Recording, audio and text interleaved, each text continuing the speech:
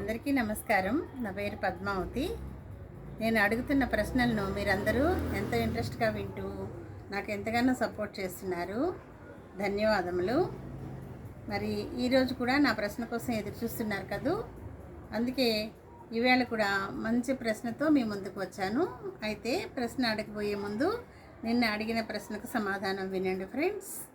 ఒక ఇంట్లో 5 అమ్మాయిలు ఉన్నారు. వాళ్ళంతా తమ తమ పనుల్లో బిజీగా ఉన్నారు.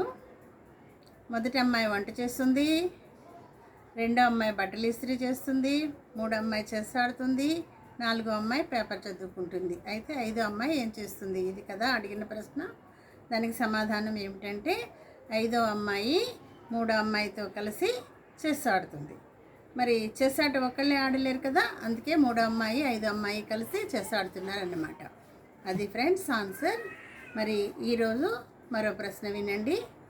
నేను నా ఫ్రెండు ఒక్కరోజు తేడాతో పుట్టాము.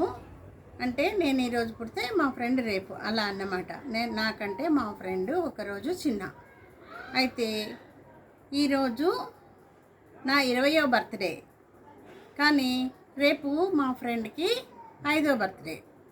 అర్థమైందా? ఈరోజు నా పుట్టినరోజు, నా 20వ పుట్టినరోజు జరుపుకుంటున్నాను. అయితే మా ఫ్రెండ్ రేపు తన 5వ పుట్టినరోజును జరుపుకోబోతుంది. తనకి రేపు 5వ బర్త్డేనే. అది ఎలా?